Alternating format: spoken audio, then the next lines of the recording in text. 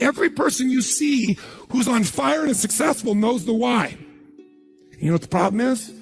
You might know the why in the beginning. You wrote a mission statement and stuff like that. You got to know why you're doing this right now. This right now. That's what's going to engage you and activate the why. You might have a why, but it's not active. How many follow the difference what I'm talking about here? Say I. Otherwise, that little law of familiarity shows up. You know, well, we're doing this because da-da-da-da-da, and you repeat the why, but it has no emotion behind it. See, if I take a stick pin, no, I don't see anything like that, but you know when a woman has a blouse, they have like a little stick pin in it? Let's think that stick pin is a word. And I take that stick pin and I throw it at you. Are you going to feel it? Barely. What if I take that little stick pin called a word and I wire it to the back of a giant iron bar called emotion? Now I can take that stick pin and put that thing right through your heart. That's the power of why. RPM. R is the result, the outcome, what you're after. P is the purpose. It's the why. 80% of success is why. 20% is how. Get a big enough why, people will figure out how to do it. Yes. How many agree with me on this? Say I. So you better know your why. So, talking to the president, tell me something. What's your outcome? And then why? And once we know the why, we know what you're after and why, then the question is, how do we do it? We know what we're after, why, how do we do it? By the way, are there lots of hows to get to an outcome, yes or no? Yes. Are there many paths to get a result, yes or no? Yes. Some are more efficient than others. And you're not going to know, so you know what you do? You brainstorm out all the hows you can think of. All the things you could possibly need to do to get that result. And then you narrow it down to the 20% that makes 80% of the difference. And you'll find out you don't have to do that whole to-do list. In fact, wouldn't it be nice to write your whole to-do list and not do it and still get the outcome? How many prefer that? Say I. That's RPM. I love it when I don't do my to-dos and I got the outcome. That's the coolest thing in the world.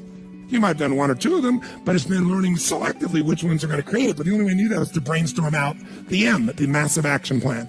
If I know the result I'm after, I know what it is I want. What's the outcome? What's the result?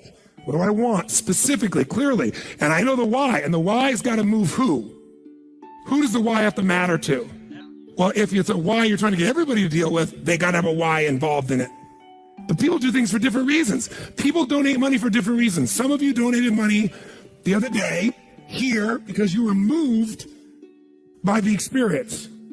Some of you did it for connection. Some of you did it to contribute. Some of you felt guilty if you didn't do it because somebody else did beside you. Or you have a lot of money and you feel guilty about it because you didn't earn it. I'm not saying anybody in this room, but that's how some people are. They inherited it, so they feel guilty. Some people do things to get their name up on the wall. Some people today do it anonymously and then tell everyone. Isn't it true? Yeah, just confidentially. That was me. And everybody tells everybody that it's anonymous. They're doing it for significance. Some do it for connection. Some do it for contribution. I don't care why a person does it, but we do it. But if you're going to work with a group of people, you better make sure the why touches on all their needs. Does that make sense? When it's you, whose why does it have to be? Whose why does it have to touch? Whose purpose does it have to be? Your own for you to be moved. So if you know the result and you know the purpose, now you need the M, which is the massive action plan. We also call the massive action plan the map. It's your massive action plan, your map. How are you going to get there? What are you going to do? And by the way, when you're crystal clear on what you want and you know why you want it, you can make a big map. You can brainstorm a million ways to do it. Not all your houses are going to work. That's why you make a whole map. And then go back and gradually asterisk the ones that are the most important and go hit those. You might get the whole outcome in the first two action items and get rid of your whole rest of your list. This is RPM. This is how I operate. Now, if you never did this on paper and you just did this thinking process in your head, you'll get invaluable resources. If you learn to put this on paper, it'll be more powerful because then your brain isn't racing and you can see it. If you make it into a system that you personally use, your productivity will explode. If you teach your whole company to do this, your company will go to levels you can't even imagine because everyone will maximize their productivity. And it is different than any other system in its essence because it causes a different focus with a different level of emotion, greater creativity as a result of that, and then it shows you how to leverage it all. Does this make sense? So those three pieces, results planning, asking what question? What's the first question you're going to always ask? What do I really want? What's my outcome? What's the actual result I want? from this day, from this week, from this conversation, from this meeting, doesn't matter what it is. If that's all you ever do, you're already practicing RPM at a fundamental level. But if you want to juice it up, you'll ask the second question. What's the second question? Quick. Why do I want it? Why? What's juicy about this? What excites me about this? What do I really want about this? If I'm going to call this person, why am I calling them? And you know what? When you get a stronger why, the action items change because you're in a different what? Who knows? A different what? Make that same call without any clear outcome and any clear purpose, or the outcome is get back to them. That's my goal. Get back to them. What's going to be the quality of the writing or the phone call or the vocal quality when you're getting back to somebody? Versus if you know my outcome is to make sure they feel like I am so in their corner that I'm here to make sure their needs are completely met, more than they've ever met by any person they've ever spoken to on the phone before, and that I am here for them and they can count on me. Why? Because that's who the hell I am. Because when people deal with me, they have found someone like no other human being they've ever dealt with, and I am a source they can count on. That's why I don't have to go chase 8 million new clients. That's why they stay my client for 17 years and pay me $1 million a year to talk to them on the phone once every 10 days for 10 minutes and see them 3 times a year for an hour. And I get a piece of the upside, so sometimes I get a couple $1 million for that. Why would somebody pay you that kind of money? Because when my guy calls me, he gets delivery he can't get anywhere else on the face of the earth. So I pride myself in that. And by the way, that feels juicy to me. It meets my need for contribution, for my need for growth, my need for significance. I'm the best at what I do. My need for certainty, I deliver. As a variety, who the hell knows what's going to happen when I pick up this phone? It's different every time. Because the market's changed, something's going on. How many follow? Say I. It's a very different thing than, oh, I'm getting back to my client, right? And the way you're going to come across is different. And everybody will go, wow. And in life anyway, by the way, the people who are the very best on earth that get paid everything like 100 times more than everybody else, they're just a little bit better than everybody else. It's like, you know, a bear's chasing you. I don't have to be that fast, just that much faster than you, right? In life, you just have to be a little bit better than everybody else and you get all the rewards. And that little bit better, to me, is RPM. Okay? Now, RPM is also a visual chunking system, visual way to chunk. Remember the other day when I showed you this little concept of this chunking system where, you know, you have this to do and this to do, this to do, I gotta do this, I gotta do this and this and this, and I gotta do this and this and this and this, and I gotta do this and this and this. By the way, this is what happens when you ask yourself, what do I gotta do? Which I'm gonna show you, you should still do. You should ask yourself all the things you do and write them all out. And then when you've written it all out, you look at this and you step back and you say, okay, but what do I really want? What do I want out of this project? What do I want out of this day? What do I want out of this week? What's the most important outcome I could get out of this day, this week, this project, this element? What result do I want? And you go, well, I see this and this relate to that, but you know what I want this. Oh, if I want this, then this and this and this and this and this and this and this and this all fit into that targeted outcome. How many follow? And I might go, you know what else? I also should do this and this to get that outcome. They're not even on the list. But these might get me there faster than all 3 of these. Oh, by the way, this and this and this and this and this and this and this, all right. Oh, and guess what? This and this and this and this and this, all right. And guess what? There's my day. 1, 2, 3. 3 outcomes, 4 outcomes, 5 outcomes. It's a different world. You will get yourself completely out of reaction. You start to take control. My question to you is this. How important do you think it would be for you to master a skill set like this, for you to have the quality of life you want, quality of business you want? 0 to 10, what would be the level of importance you'd give this, my friends? How big? Where would you put it for you? Raise your hand if it's a 10 for you. Let me see your hands. Good. I'm not going to teach you today. But I'm going to teach you enough that you can take yourself to the next level. If you want to go deeper, you will. But I didn't want you to leave without the fundamentals of it, because just the fundamentals will help you to take what we've got here and take it home and go to work at it at a much more effective level. So if someone gave you a test and they asked you, what would be the fastest way for you to change your productivity? It would be stop focusing on what to and focus on your, you do nothing else but that. What does RPM stand for? The Rapid Planning Method, also known as the Results Planning Method. It also stands for the 3 questions you're going to start to ask. What's the first question? It is not, what am I going to? The first question is, what is my? And then as you get more clear than that, outcome starts broad. To make it more specific, you say, what's the specific what? Result that I'm after. What do I really want? What's my outcome? What's the result? So usually I start out with the outcome because it's broad, and the result makes you make it even more specific. Okay? Start broad, get more specific. And by the way, writing that down, you might write your outcome and scribble out and rewrite it a few times so you got something that really grabbed you. That takes more time than just writing a to-do down. But it's time well wasted if you want to think of it as wasting. And pretty quickly, by the way, you know what you're going to find out? There aren't that many outcomes you're after in life. Lots of activities, not that outcomes, and pretty soon it'll be a shortcut. Just like rewriting your handwriting, you won't just cut the time in half, it'll cut it by 2/3 because you'll know right where to go. That's what starts to happen. You start developing what I call pathways of power, where you know, this is what I do, this is how I do it, this is how I get to that result. And most people have no clue how they get there. The second P stands for, the second question I ask myself is what? What's my purpose? Why am I doing this? And there are different emotions for each of us that drive us most. Some words will completely change your state. When you have that right word, for me it's impact, for example, or love, or contribution, or making a difference, or have fun. A couple things like that change the game for me overnight versus I have to.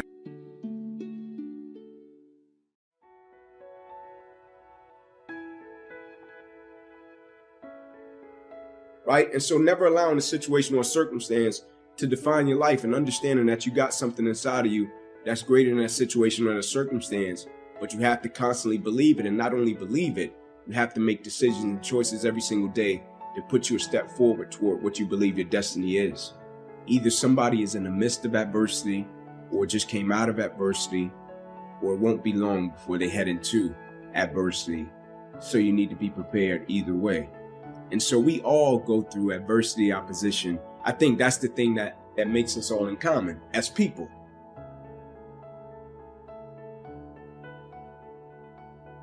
Right? No matter if you're from London, Atlanta, Florida, California, New York, like we're all going to go through something at some point or phase in our life. Right? And as cliche as it sounds, when the quote says, it's never about what happens to you, it's about how you respond to it. That's very true. Right? But in the same sense, I think what's most important is when we go through something, what's the perspective that we have of it? Right? Because for most people, when you go through something, the person's natural perspective is, okay, what did I lose? Right? What happened to me? Like I took a loss, right? People never look at it and say, okay, man, tell me, what did you gain? Right? Even though I know it hurt, you didn't want to go through it, but look at it in a way to where you can say, what's the lesson in this? Right? What would you say life is trying to teach you from dealing with this? And so when I went through it, my perspective was, okay, what can I extract from it to apply to other areas and aspects of my life that I feel can help other people? And I firmly believe the quicker you can shift your perspective from yourself to others when you're in the midst of adversity, the quicker you'll get through it. Right? Martin Luther King has a quote that says, life's most persistent and urgent question is, what are you doing to help other people? Now, I'm not telling you to not acknowledge your pain. I'm not saying that. I'm not telling you not to say, man, I'm going through this and it's hard. I'm not saying that. I'm saying when you go through it, look at it, step back from the picture and say, okay, I'm dealing with this. 9 out of 10 times, it's somebody else that's either dealt with it or they're going to deal with something similar to this. And if I deal with it in the right way, I can use it to add value to lives of other people. The funny thing was, I had never heard of the injury that I suffered. Never heard of it. When I went through it, I met probably 10 guys years after that had been going through it, that I could talk to at different stages and phases in the process and say, hey man, Ink, how did you deal with this? How did you deal with this? When they told you this, how did you accept that? And I was like, bingo, this is how I got through it. But I had to shift my perspective from why me to why not me? Can you take the things you learned that made you great in that sport and apply them to other areas and aspects of your life to make you just as great as a person? Man, it's funny. I think the true measure of wealth is happiness, right? Like I really do. And that's not saying that I'm against money. I'm not against that at all, because you gotta work hard, make your money to take care of your family and be able to bless people. But I think it's a lot of people with so-called wealth and they don't have joy and they don't have happiness, right? And I feel like joy, happiness, and peace is the most important things we can possess, right? And for most people, the material possessions they feel are the most important. For me, when you got joy, when you got peace, when you got happiness, I think that's true wealth, because you can't put a price on that. There are going to be wave after wave after wave after wave of inconvenient that hits you in the mother face. All right? That doesn't matter. People who win regardless of those waves. It's not that they don't have those waves. It's that they say, hey, I can't control what the f is going on. All I control is what I decide in my mind and the actions I take. Some days are going to be harder than others. Some days are going to be a little easier than others. But I can promise you one thing for sure. There will never, ever, ever be a day that goes exactly as you want it to go. The world owes you nothing. The world doesn't think you're special like your mom does. It doesn't think you're a delicate little flower. It doesn't care about you. Now, with that being said, the world doesn't hate you. It doesn't want you to fail. It just is, okay? You don't know everything, okay? You have to understand winning in business is not about you personally as the CEO of a company being the best at every skill set. There's certain things in my company that I have no clue on how to do, but that's okay. My job is to go out and find people that can do that far better than myself so that we can win as a team. And this attitude of I've got to be the best and I've got to win and I've got to, you know, and I'm the best at everything and I know more than you. It makes horrible leadership. Nobody respects that. People respect when you look them in the eye and you say, hey, what do you think? And then they give you an answer, and then it's your job to decide whether or not that is the best thing to do or whether or not somebody else has the best thing to do.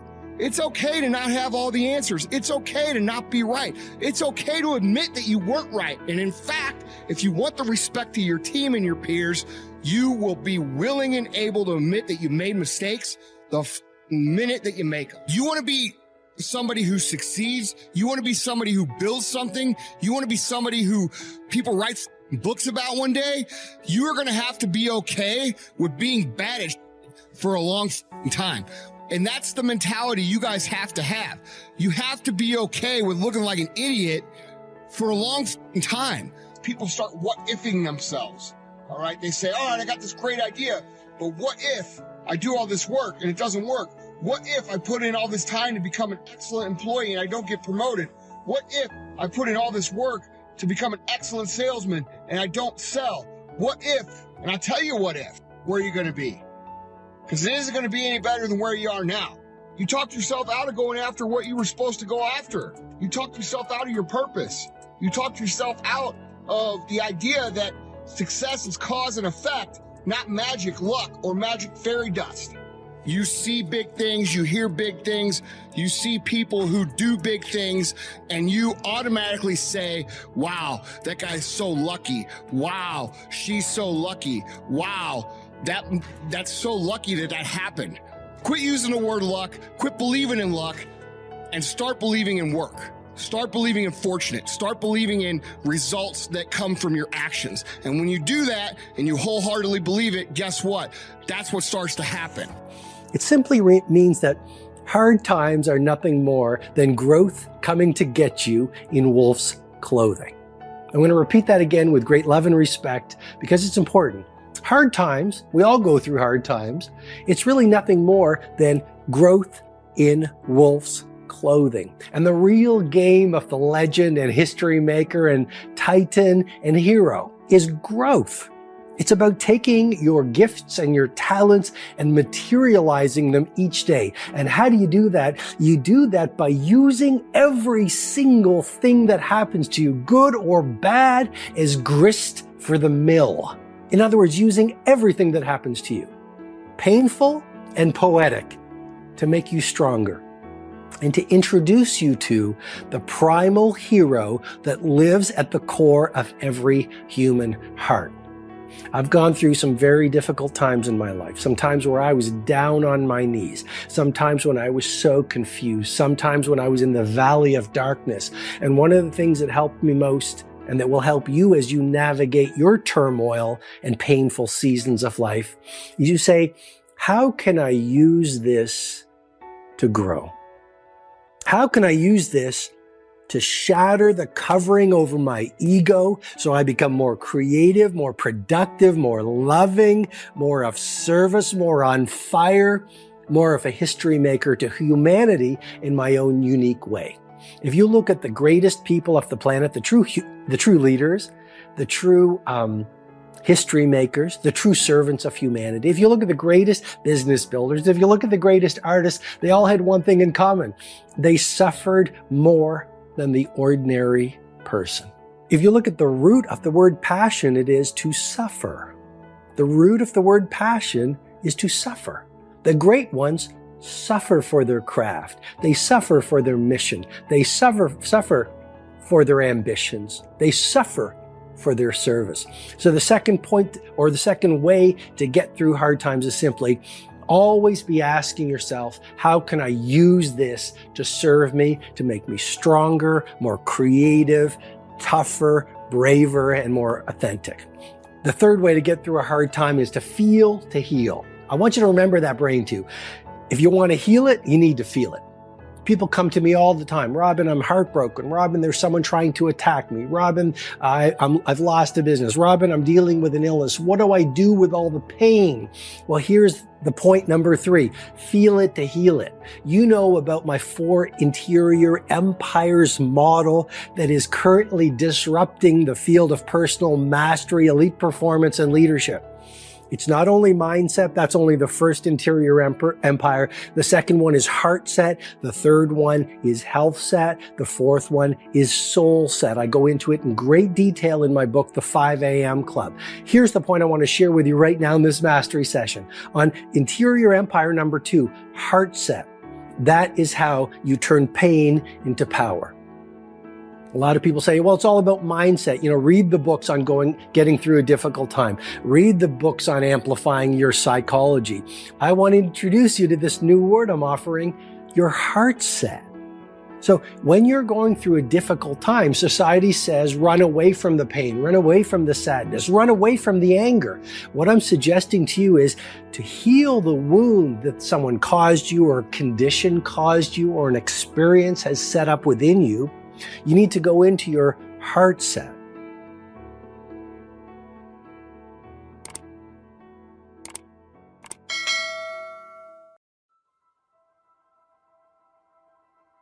Anyone that wishes to have power over others, anyone that can do things to people and have no empathy for the consequences, is themselves in a tiny box of perception.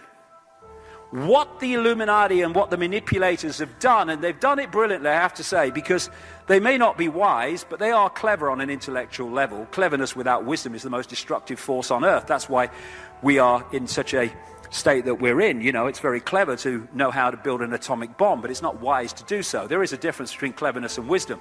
But on an intellectual level, they're very clever. And what they've done is manipulate humanity through the suppression of knowledge and these other means into a smaller box than they're in. But we have the potential to get out of the box. Well, they have the potential too, but far less potential, because they're so caught in this mentality that they're in of control. And what is control? Control is massive, massive insecurity. That's what these people are, the Illuminati and these reptilian entities and all the rest. They are consumed by insecurity and fear themselves. That's why they know how to manipulate fear and insecurity so well, because they're connected to it so powerfully. People who are insecure want to control everything because they're not secure enough within themselves just to go with the flow of life and see where it goes. Secure people don't need control over other people. Insecure people do. And I use this analogy a lot because it really kind of encapsulates it for me. Our natural state is not what we have been experiencing in known human history anyway. Our natural state is where we're going, and more people are opening up to. And I use this analogy like the natural state of a ball is floating on the top of the water, floating on the top of the tank or whatever. To keep it in an unnatural state, You have to push it down to the bottom of the water. I mean, you can't let it go. You have to constantly hold it there. And that's why, as I've been describing today, and I could describe a lot more, we have been subjected to multi-levels of suppression and manipulation from the things we eat, the electromagnetic fields we come into contact with, the way that we're manipulated through words, etc., and religion and belief systems. All those things are necessary to hold us in an unnatural state of being unconscious.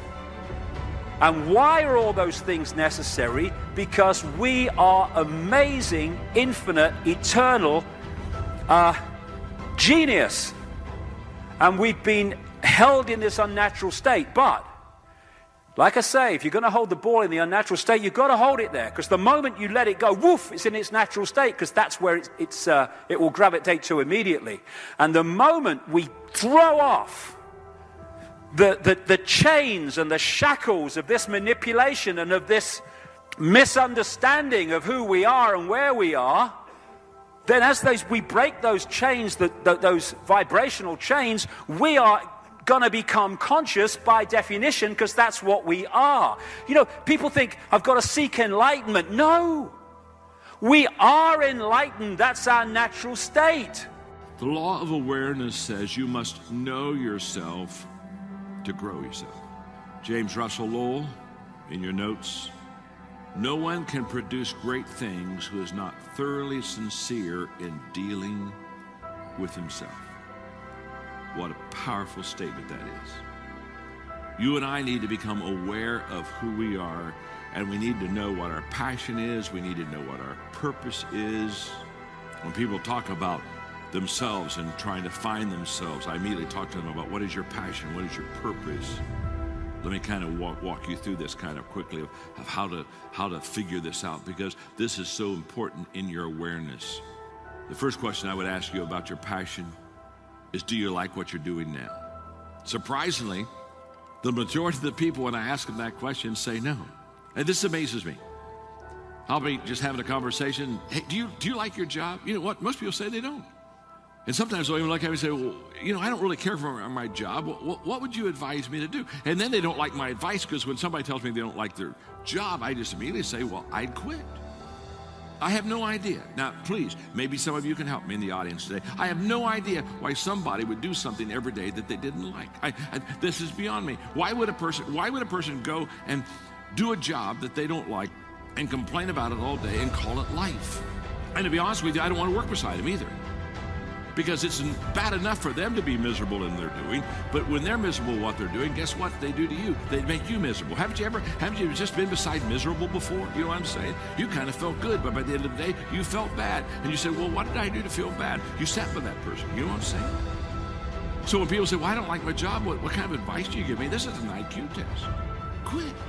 Why would you, I'm still, it's beyond me. Why would you every day do something what is your passion? And yet I know people who literally spend their whole life. No wonder people look forward to retirement. They can hardly wait to get out. It's almost like prison. They're going to be free at last. The second question is, what would you like to do? Because there is a relationship between finding your passion and reaching your potential. That's a fact. What would you like to do? Let me just, since we're talking about personal growth, say that if you would have known me when I was in school, junior high and high school, I tell parents all the time, when parents are worried about their kids because their kids just seem to be goofing off, and they say, boy, my kids just don't seem to be buckling down. I always say, just relax, take a pill.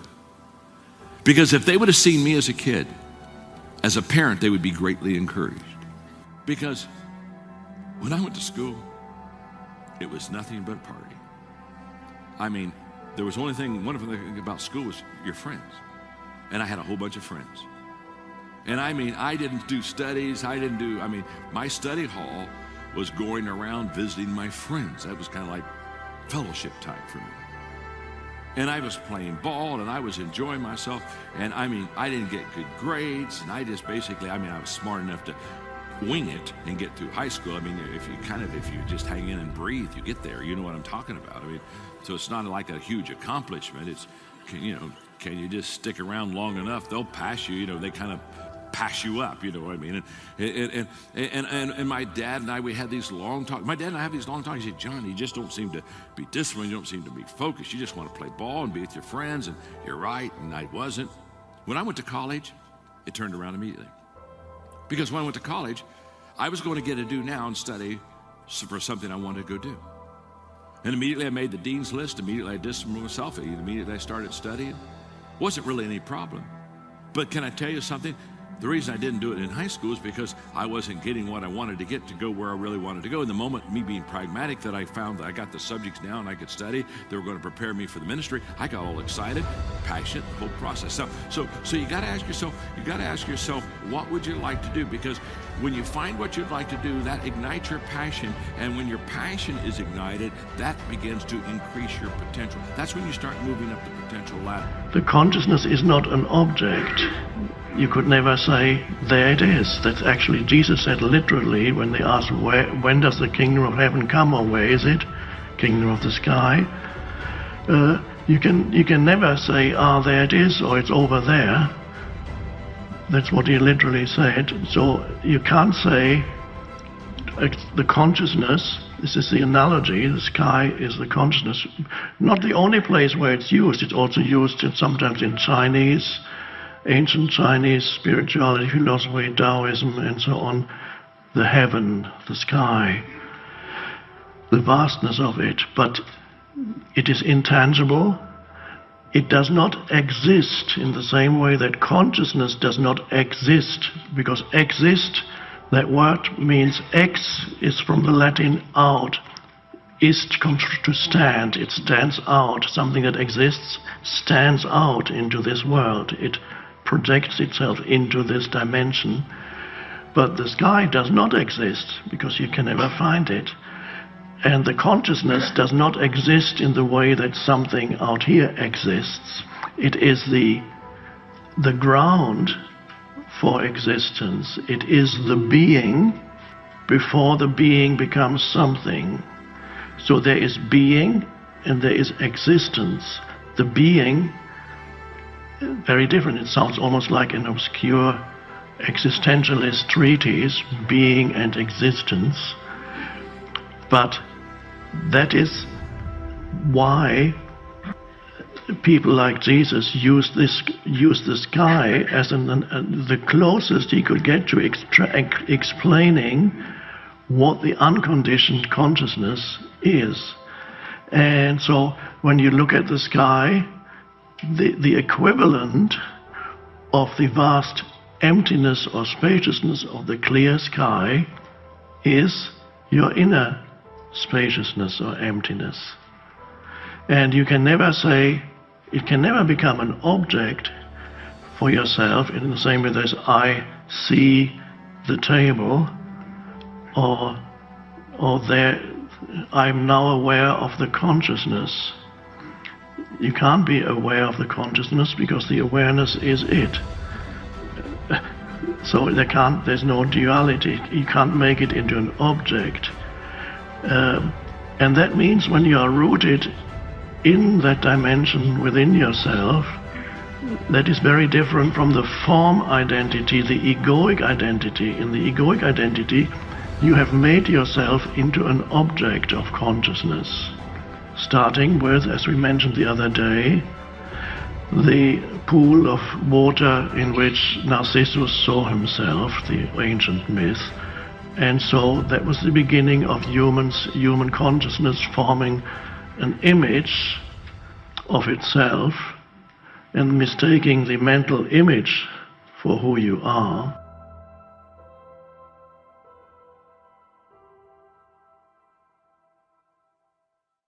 Hi, welcome back to Mind Control. The secret to building discipline and willpower in your life. And this is going to be a very short video because the answer to this is very simple. The secret to building discipline, willpower, is every single day, listen to me now, every single day you got to do something that sucks. That's it. Do something that sucks every single day. Do something that's hard, that's difficult, that's uncomfortable, that you don't feel like doing it, but you do it anyways. That's how you build and cultivate the muscle, because that's what it is, the muscle of discipline and willpower. It's something that you build over time. It's something that you challenge yourself, and it gets stronger and stronger and stronger the more that you push yourself to do things that suck. Now, the king of this is doing a cold shower. Okay, cold shower. It's one of my favorite things I do in the morning. Very simple, doesn't have to be scary or that difficult. You take your warm shower. At the end of the shower, you turn the faucet on cold, and you let it run cold for 30 seconds. You count to 30, and then you turn it off, and you go about your day. That simple act right there, doing something that's uncomfortable, that sucks. You know, nobody that I know of enjoys taking a cold shower. There's a lot of great health benefits to it, but for the most part, it's doing something uncomfortable. That one act will build discipline and willpower and transfer to other aspects of your life. Now, maybe for you, it's making your bed first thing in the morning. That simple act, it symbolizes something for your life, and it's building that habit of discipline and willpower. Maybe for you, it's going to the gym. Maybe it's eating healthier. Maybe it's meditation, something that so many people are afraid to indulge in because they get bored. But by training yourself just to sit in silence, without any distractions, without the TV, without social media, just being silent and focus on your breath for 10 minutes, and disciplining yourself to do that, even if you don't want to do it, that's the point. That's why you got to do it, is to build that discipline and that willpower. Maybe it's waking up at 6 o'clock in the morning, setting the alarm clock. You don't feel like waking up, but you do. The more that you do things that are difficult in your life, that are challenging, that suck, that you don't feel like doing, the more that you build the muscle of discipline, the more that you build your willpower, the more you are disciplined in other aspects of your life, and it transfers to everything else for you. So that's the secret. Do something every day that sucks. I want to know what that one thing is.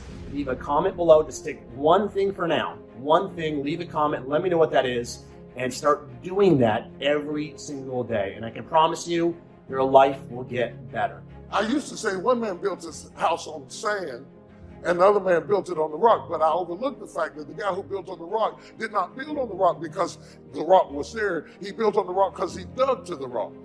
When we are doers of the word, we will dig for the rock. If you are hearers of the word, you go for the promise without the preparation. But in being a doer of the word, you will prep for the promise because you know the promise is shata. You know the promise is big enough that it justifies preparation so that when it does appear, it will not disappear. Oh, y'all don't hear what I'm saying. Yeah. Somebody in here understands what I'm talking about. Look at somebody and say, I'm working on something. I know it doesn't look like I'm working on something because you don't see no bricks and you don't see no fancy doors yet. You don't see no gables yet, but I'm working on something. I know it looks like I got a big old hole in my yard, but I'm working on something. I know I don't have shrubs like he got. I don't have roses like she has. I don't have stone walls like he had. That's all right. I'm looking shabby, but I'm working on something. When I get through digging down to this rock, as soon as I hit her, God is saying it is worth it to hit the rock. It is worth it to look bad for a little while and come up looking good for a lifetime than to look good for a minute. I need some slow-cooked people in this room. I need some people that's been through hell and back. I need some people that's been dug down to the rock and said, having done all to stand, I'm going to stand anyway. Oh, if you got a rock in you, give the Lord a praise right now. If you want to be able to get your arms around a big organization that produces, you got to develop the skills. You've got to put yourself through the early disciplines. But now here's what's exciting about the discipline. One of my key phrases for the whole day. Disciplines work miracles. Disciplines work miracles. And here's the first piece that works miracles. Number one, do what you can. Do not let neglect grab you by the throat. Don't let neglect stall you on your path toward prosperity and health, being able to become powerful, influential, rich beyond wildest imagination. Don't neglect what you can do. If you can read, read. If you can change, change. If you can grow, grow. If you can take one step, take one step. Do not neglect to do whatever you can do at the moment. Of course, you can't run a multi-billion-dollar business today. Mark couldn't either 10 years ago. Mark couldn't either 5 years ago. But I'm telling you, today he can do it because step by step, year by year, he took on what he could do. He didn't neglect it. He did the meetings he could do. He made the calls he could make. He read the books he could read. He took the classes he could take. And step by step, he got himself ready. I'm telling you, do not neglect to do whatever you can do because it'll work miracles. Of personal development first, productivity second. Now, do what you can. Here's number two, do the best you can. Hopefully you picked that up, especially from the president's team. That's how they got here with diamonds in their pins. They not only did what they could, they did the best they could. They've done the best they could. They've been able to do, and I'm telling you, that's why Herbalife has got this incredible reputation. They picked up Mark's challenge that said, let us grow. Let us start with easy steps first. Let's do what we can first. If it's a foggy night and you can only see 100 feet, how can you see another 100 feet? Answer, walk the first 100 feet. Walk as far as you can see, and then you can see some more. And walk as far as you can see, and then you can see some more. So what you've picked up here, just do it as far as you can see it. And I promise you, if you'll execute as far as you can see it, you'll be able to see more. Do that, then you can see more. And finally, get in tune of doing the best you can. And you'll have the activity that'll develop the disciplines that will set this sail so that you can say it doesn't matter how the wind blows. I'm prepared. The disciplines that work miracles, here's the real miracle that works so well in Herbalife. Investing life, one person's life invested in another. I'm telling you, you cannot have the potential for miracle with any simpler formula than that. Somebody who developed a testimonial and now invests that testimonial in someone else's attention, someone else's mind, gets them to think about it, gets them to respond to it. Now we've got the miracle called a new customer. Investing the opportunity, idea, and someone telling them the Herbalife opportunity, now we've got a new distributor. Disciplines create new life by investing one person's life into another person's life. That's why I came by today. Mark Hughes invited me to come along on this journey to let me do something so grand and so powerful. I would not have missed this opportunity to invest a piece of my life into this many lives here today. I'm telling you, it's going to work miracles. And I'm asking you at home, because our whole life is not only concerned with our business and our customers and our distributors and our organization, all of the things that we're proud of and the banners and the flags and all the rest of it. One of the most important is to become valuable by discipline to your family. No greater place can you invest life into life than to invest in your family. Don't give your distributors the best of your attention and your family the least of your attention. Don't be careful with your distributors and careless with your family. Be just as careful with a child as you are with a distributor, because sometimes we think about volume and we think about money and we think about income, so we're very careful. But sometimes the people around us who need this investment the most to create new life, sometimes we're a little careless about investing life into life when it seems like it's so close and it's so familiar. We don't take the time to study ways and means for the language and the skills to invest life into life concerning our family. Don't be short here. We got to remember the most important person to influence is ourselves. If we can do that, then we can contribute to others in ways that give our life a sense of meaning and purpose.